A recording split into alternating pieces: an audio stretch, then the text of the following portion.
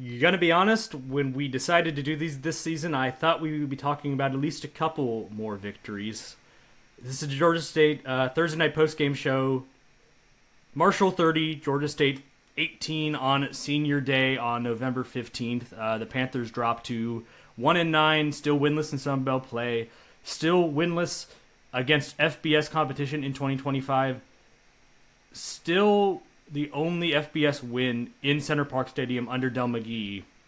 The upset over Vanderbilt, which feels a world away from where we are with this program right now, as they have another loss, another winnable game, opportunities galore, hung around even into the fourth quarter in this one, but as they score the only points in the third quarter to make it what had been the 21-10 game at halftime into a 21-18 game entering the fourth quarter, it is Marshall who scores the entirety of the points in the fourth quarter. They score 9 to Georgia State's 0 in the fourth. Final score being 30-18. And I think we knew at least there was the possibility the offense would be a bit hampered because we weren't expecting reigning quarterback Cameron Brown to play. He was not able to go. Sounded like he got close when we spoke to Del McGee after the game, that it was he had made strides during the week, but just was not going to be ready to go and hadn't been practicing, so they weren't going to go with it. So TJ Finley gets the job. The stats ended up looking pretty decent, but not his best performance, certainly.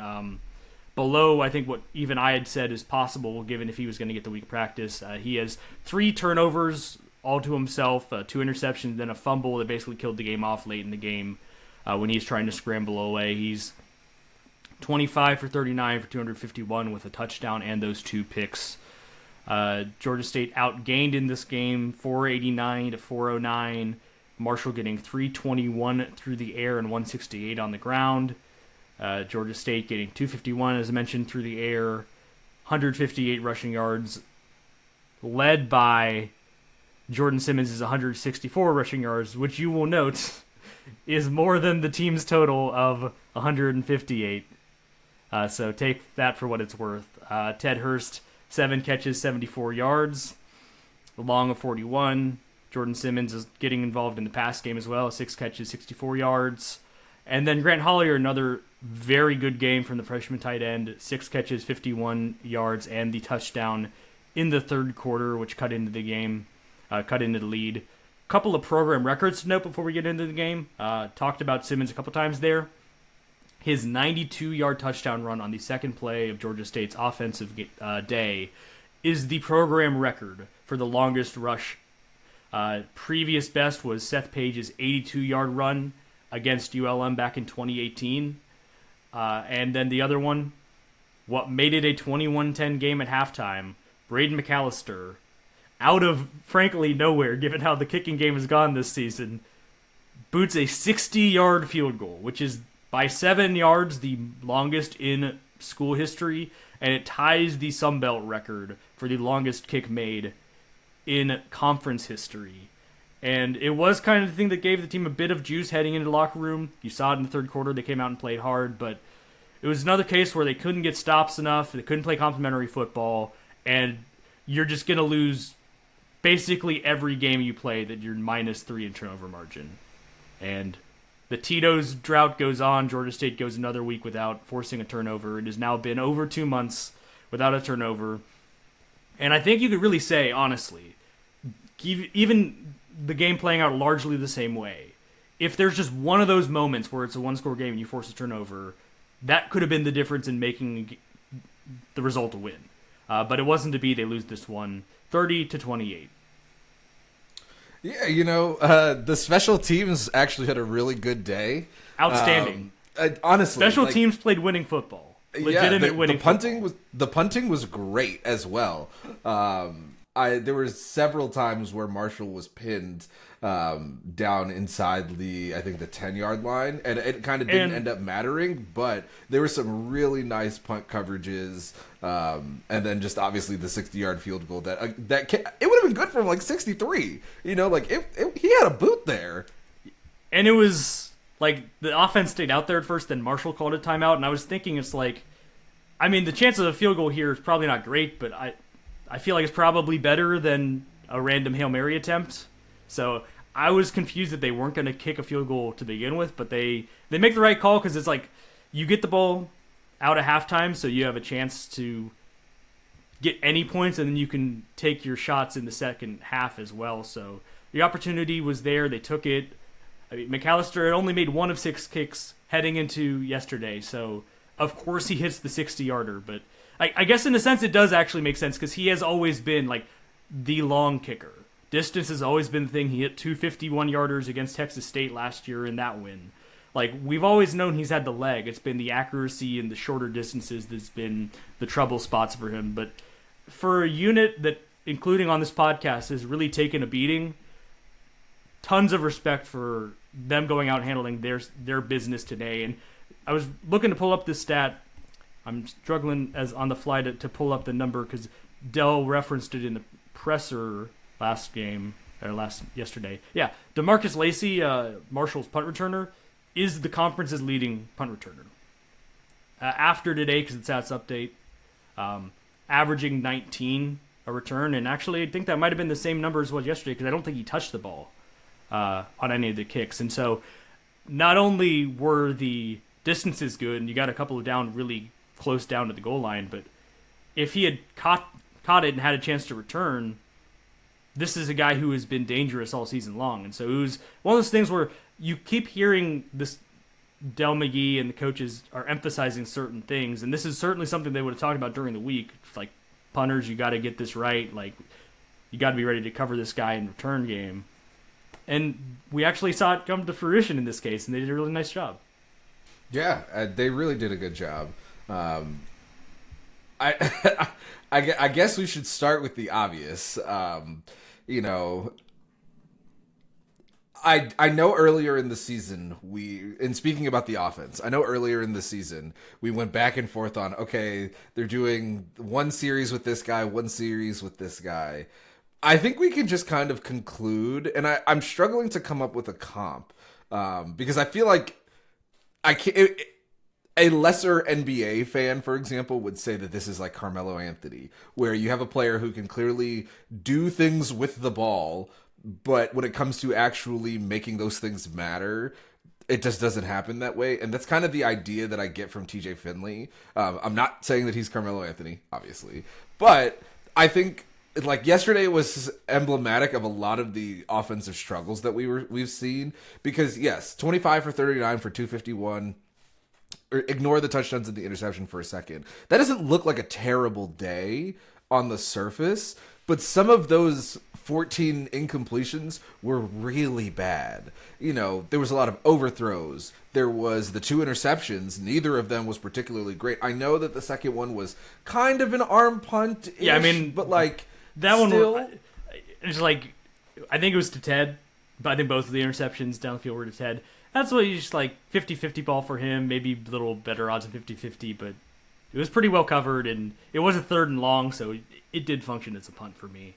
That's why I think it's bad, only because it was a bad throw and not a bad decision to throw, because he was throwing to the other hash, and he threw it with so much air under the ball that it was like, okay, it kind of sailed only to the inside, like the bracketed cornerback or safety or whatever, instead of actually giving Ted an opportunity. Like, Ted had no chance. And so, like, yeah, arm punt, but like in a game where it's effectively a 1-score game until like the very end, like that, you throwing an arm punt right there when your defense is not really stopping anything is not the best of things. And like, I can't believe I can say this, your punting has been great, so yeah.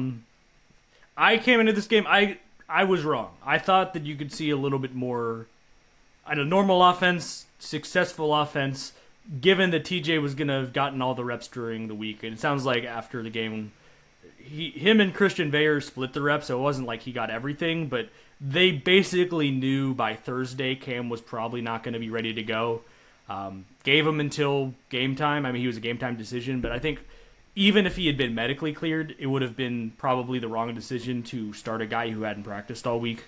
You talk to any football coach, and like the practice reps matter so much, and the game plan probably was geared towards TJ. And The offense started out well. I mean, you can't do much better than a 92-yard run on the second play, but outside zone stuff was working early in the run game. I think they just caught Marshall in some looks, and I think Marshall adjusted, cleaned that stuff up as well. But the other thing they did is they just started teeing off in the pass rush and making TJ Finley move on his feet, scramble, make plays happen out of structure, and he really struggled with that. There are a couple times there were maybe chances where, if Cameron Brown's the quarterback, there were big enough holes to pick up some more yardage on the ground than TJ was able to, and TJ's just not that type of quarterback. And it goes back to when you brought him in, you kind of knew that this is not going to be one of his strengths, and the offseason chatter had been, and you saw it with bringing in guys like Brown and PJ Hatter, we want to get more athletic at quarterback. We don't want to have pocket passers. It does bring back into question bringing in a guy who isn't that, and kind of giving him the starting job once he was cleared by the NCAA. Certainly, I think those questions from fans will go deep into the offseason of kind of like, what was the plan here? Obviously, this week it's hard to hold it against him because he was the guy who was healthy and had been taking the reps, but it wasn't a great day. And a lot of the yardage came late, came in a lot of checkdowns. I mean, that is at least part of the story with Jordan Simmons having the second most receiving yards on the team, as he was getting it out of the backfield quite a few times, but he missed throws. It wasn't a particularly, 3 penalties, 15 yards.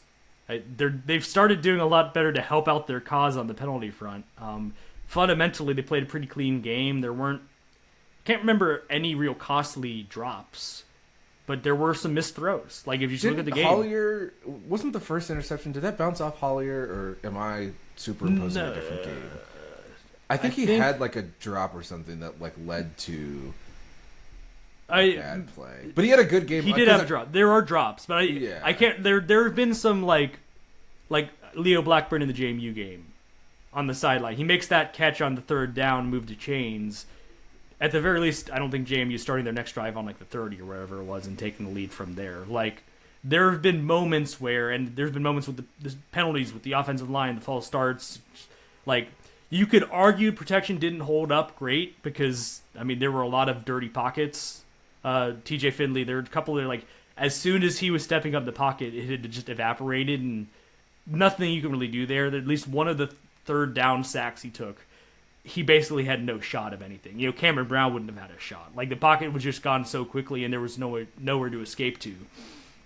But, the biggest thing you can look at as far as where this game went wrong on offense is just, there were opportunities missed in the passing game. The quarterback didn't do a good enough job. And that's just coming from a place of, you're graded on the results you put out on the field at quarterback more than any other position.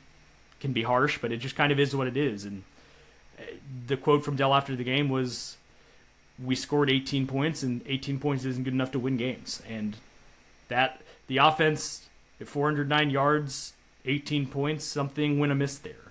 The fumble particularly, he's scrambling. He just kind of loses the ball, kind of goes airborne. But it was it a second down? They're inside the 20. So he honestly probably should just chuck it away. He had cleared the tackle box. Don't try and make too much happen. There was not clearly going to be space, and he's not the type of quarterback to really make a play happen there. And the most important thing for any quarterback, no matter their skill set, no matter what you're asking them to do, is valuing the football.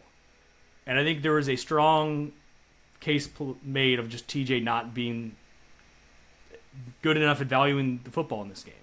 He's responsible for all 3 of the turnovers.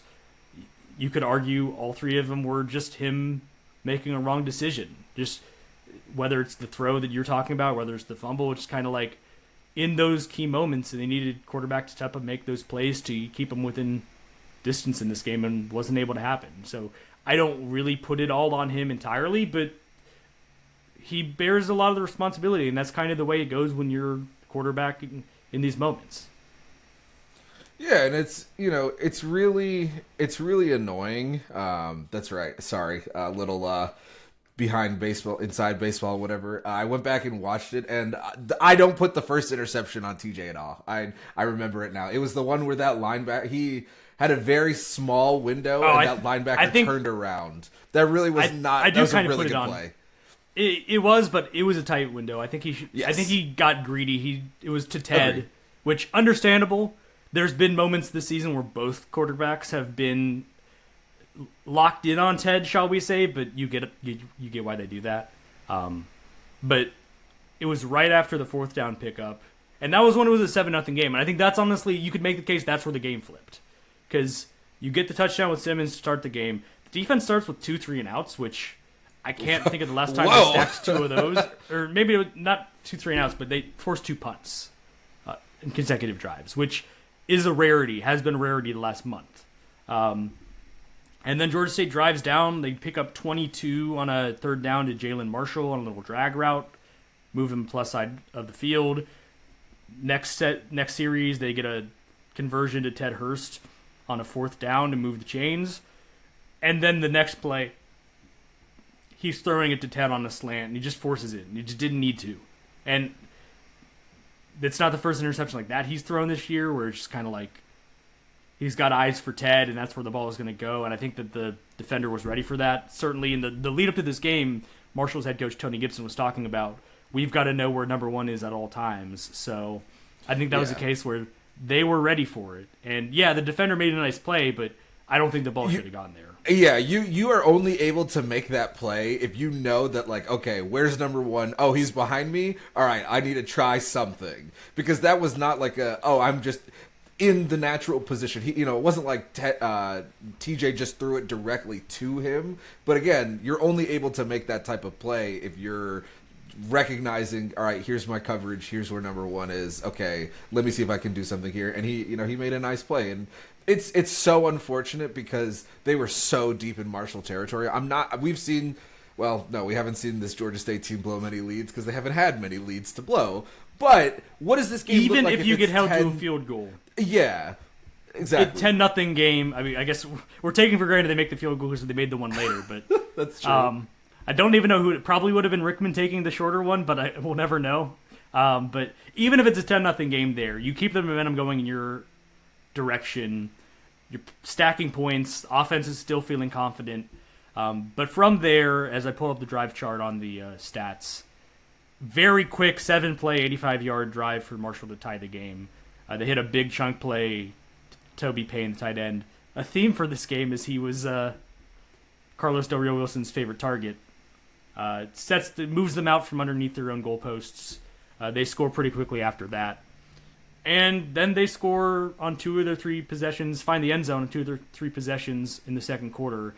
And but for the heroics of McAllister, would have been a 14-point game at the half, and no momentum in Georgia State's direction after the way the game started. Felt like you had a chance to really grab it. So kind of been a thing for the last 2 seasons where you had there's opportunities for this team to grab a foothold in this game, and they're incapable of doing so. Just kind of par for the course with this team and what we've seen. And the other thing that's par for this defense is just not getting stops in the red zone.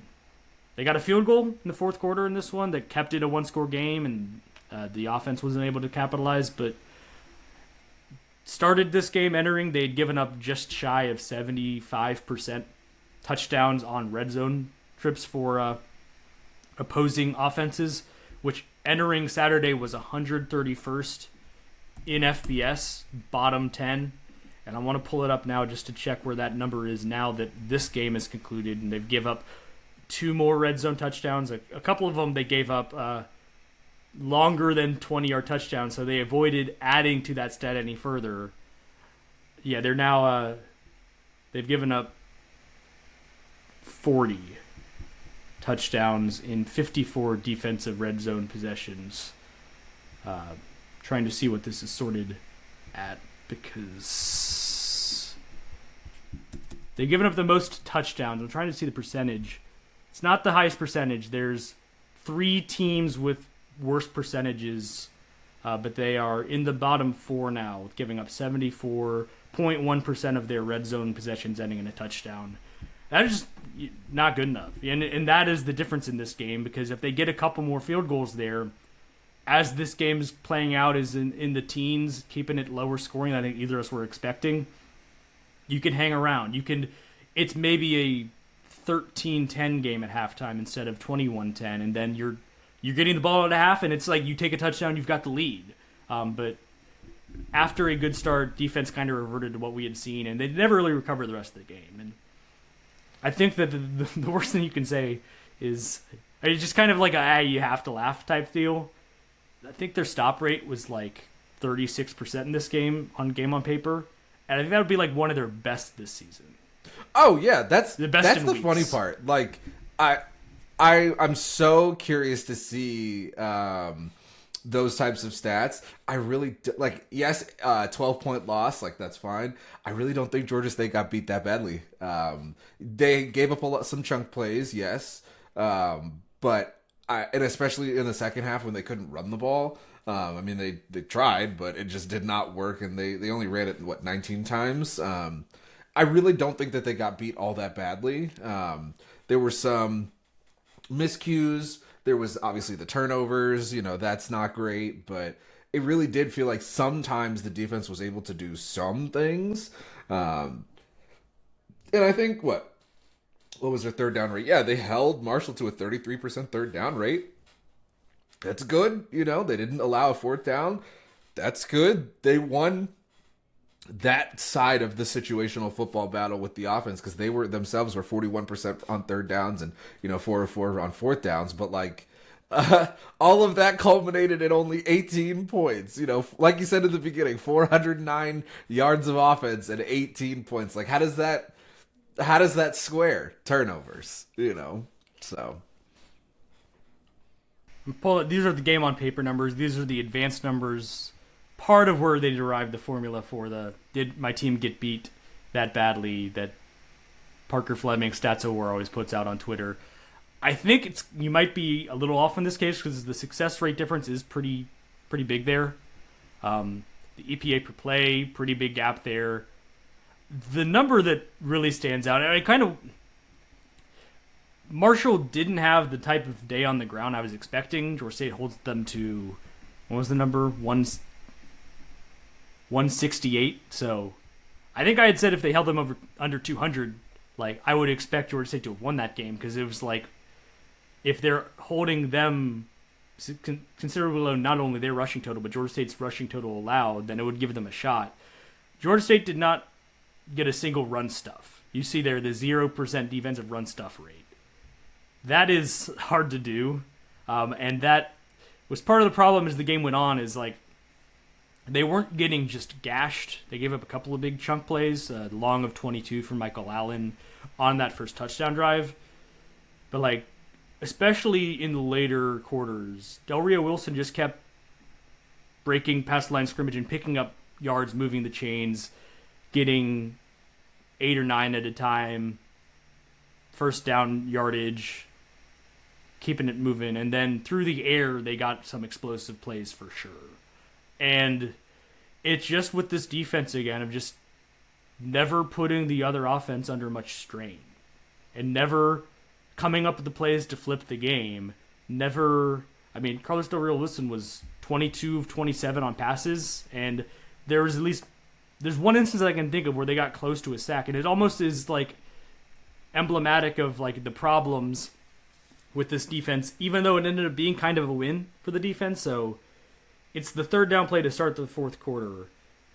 They need, 8 yards to move the chains. They're in the red zone. This is where they get the stop to force the field goal. Carlos Del Rio Wilson just keeps scrambling backwards and backwards. It was a 15-second play where he just kept forcing time for himself. He eventually gets into the running back out of the backfield who picks up, 6. Not a first down. They kick the field goal, but those are the type of plays where, as you keep, the longer a quarterback holds onto the ball, the worse the outcome should be for the offense. And he got a nice outlet, and he got a pretty easy completion, and it didn't get the first down, but if you're trying to flip the game, those are the type of plays you need to force turnovers on. You need to get them down on the ground, force a sack, move the yardage back, at least make it a harder field goal. And all they could do was just keep having him roll it out, keep going, and he got a pretty easy pass in the end that, the missed tackle here or there could have ended up getting a first down anyway. So it's weird using an example of what ended up being their only success in the red zone in this game, but as I think back on the game from yesterday, that's the play that stands out as far as, like, you just need to make plays when you're down low. Like, it is not the norm that you're giving up touchdowns on 3/4 of your defensive red zone trips. Like, you find a way to get a sack, you find a way to force a fumble. It's pretty compressed when teams are dropping back to pass. It's not that hard if you're playing zones for them to throw it into a bad window if they're throwing in tight in the red zone. But we haven't seen any of that.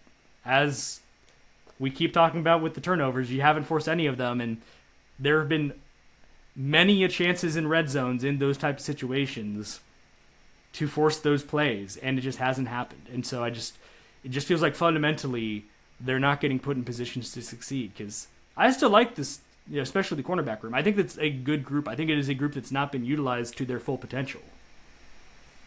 And with the injuries to the defensive line, it really does make the pass coverage all that harder if the guys up front aren't really putting pressure on quarterbacks, not able to get guys moved off their spot. I mean, there were so many plays in this game where Del Rio just did not have any sort of trouble, with his, with going through progressions, like you said, a quarterback holding onto the ball longer, you would expect it to be worse for the offense, but just all kinds of time. And it's honestly crazy that Georgia State even got a sack in the game. I think they had 2. They had 2 sacks. So it really just goes to show that the pass rush this year that we thought would be, I think, the better of the defensive parts of the ball, they just have not been good enough in several games. And, I think that part of the lack of turnovers has just been, they're just not really, putting either opposing running backs, wide receivers if they get handoffs, or just quarterbacks doing anything. They're just not really putting pressure on those guys with the ball and, forcing plays that keeps them on the field longer. I just think they're getting picked on in the middle of the field. I don't think that the impact linebacker play has been there, the safety play has been there, to where I mentioned Toby Payne had been having a good day. What was it? 5 catches, 110? That sound right? Yeah, 5 catches, 110. A couple of them, he just kind of snuck out in the middle of the field and was wide open over the middle. And seeing the other side of that, Roger Carter had a knack for getting open like that. But no one's picking up coverage in the middle of the field. The 29-yard touchdown catch for Adrian Norton that made it the 30-18 final score wasn't that, because I think it was out in the flat, he got space in the perimeter, but just no one really near him, and he just kind of gets ahead of steam and runs all the way to the corner of the end zone. It's kind of that can't happen, but we've seen a lot of that as well. So you need an influx of impact players, I think, at your linebacker safety position that maybe you're hoping you're going to have. You brought some guys back that, especially playing down the run game, filling gaps. You've seen some of that with Josiah Robinson and Kendrick Walker as far as contributing, and certainly a lot of tackles in this game for both of them, which is not necessarily a cause for concern if your linebackers are doing a bunch of tackles, because they can kind of get involved in every phase of the game. Your linebackers should definitely have the most tackles if things are going well. They should have had a couple more, in that they should have been in the ballpark with Toby Payne on some of these big catches that he had, and they were not. And so I think obviously Georgia State, the numbers got a little bit better because they only gave up 30 in this game, but we are barreling towards an offseason where the first news we're going to receive is Travis Pearson is not going to be the defensive coordinator next year. If he is, I don't know what we're playing at, but along with whatever you're bringing in schematically that's going to be different, you got to go out there and find what you can get in transfer portal as far as experienced, good pass coverage in the middle of the field, because I think you've been lacking that. I think if that's the one area that feels the most susceptible for this team, and certainly if the pass rush was getting home more, that'd be a little bit less notable probably, but I think it still is a factor as far as maybe the area that you're really looking to add a little bit more influx of talent. And maybe you brought in a talented freshman class. Maybe that's where it'll come from as well. Another year, some guys who redshirted taking that leap. But I feel a lot more comfortable that with another year with a lot of the guys that could come back at the cornerback position, that you've seen some strides there. And I want to shout out, I did so on Twitter, Tyson McCrary, walk-on freshman, played 46 snaps on defense. Bernard Kazi was able to go, but was only able to go a little bit. He played, I think, 18. He's been battling injury. Tyson McCrary was the second best defender per PFF's grading. So it's like, and you saw it out there. He was on perimeter corner. He got tested pretty early, held his ground.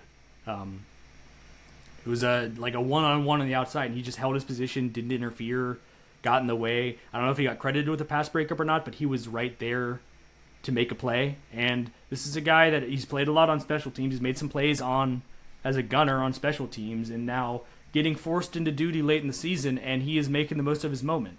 Ditto with Grant Hollier playing basically starting tight end position now that Camden Overton Howard got hurt. He's made real strides. It looks like a really good weapon in the pass game. He's getting used. They're doing some clear out routes for him in the flat. He's able to go downfield on some go balls. He gets the touchdown where he does the scramble drill and ends up getting open in a nice little window for TJ Finley to score there for the third straight game. Like, if you want any sunshine amid all of this haze, you are seeing some of the strides from the younger guys that have been able to play early on. And so I think you're hoping you keep seeing more of that. Like, maybe in the last two games, the thing you're looking for is, like, does a guy who has a freshman next to his name make a tackle for loss or something that you can kind of pine about?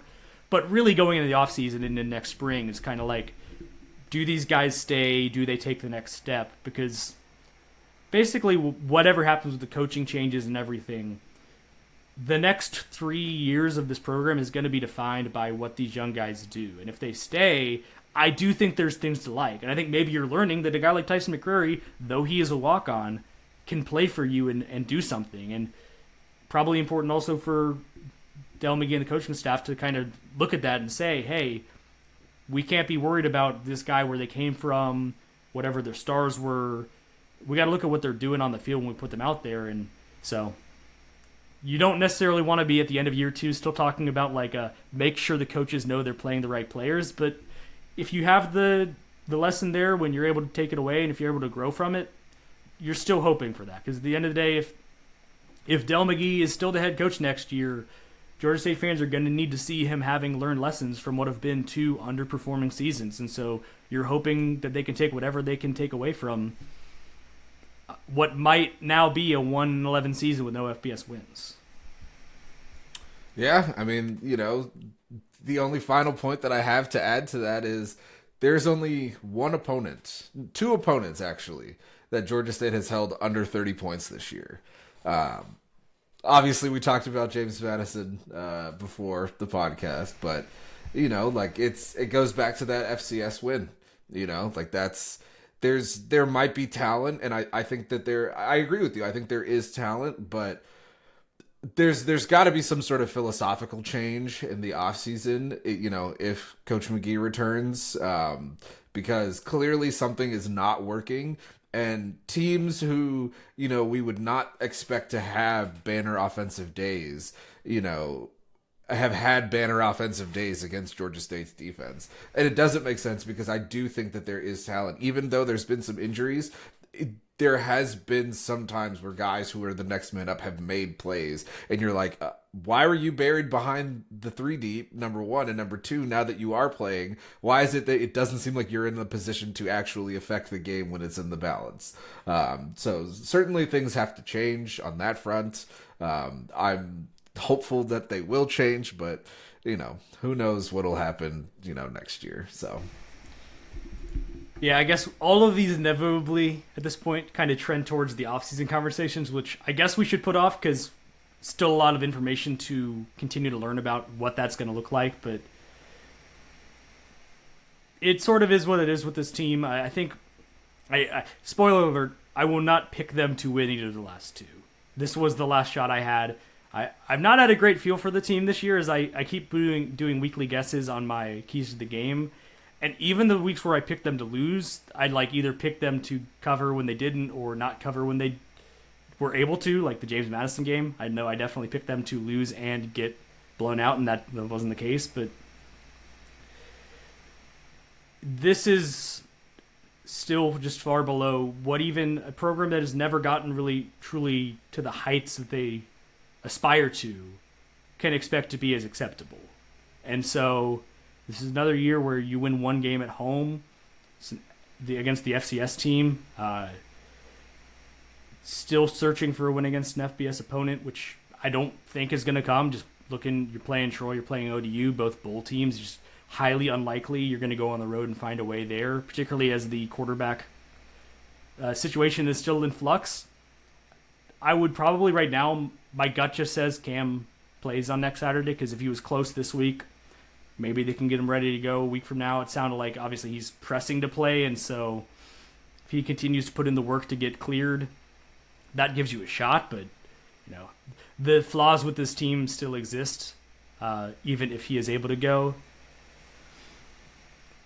I guess I don't know where to leave it. We don't have a real pin to put it in, other than just kind of rolling down the same lanes we've done basically the last couple of post-game shows. But yeah, a lot to learn about this team and the direction it's going to go, and just the decisions that are made over the coming weeks. And I still think stuff to learn. I mean, I might be a little closer tuned in than people listening to this, and I understand that. But I also know that there's interest in kind of the way the direction goes, because I have noticed these post-game shows are getting more views than the weekly shows. And so I think whether it's like a misery loves its company type deal, or people searching for the answers after it has gone wrong again for another week, I notice you guys listening and you're looking to us for guidance. And the best I can say is I'm looking at the numbers the best I can, and David's looking the best he can, and we're trying to paint a picture for how this is going to look into the future. But we're not soothsayers, and maybe that's clear based on our record picking for and against Georgia State this season.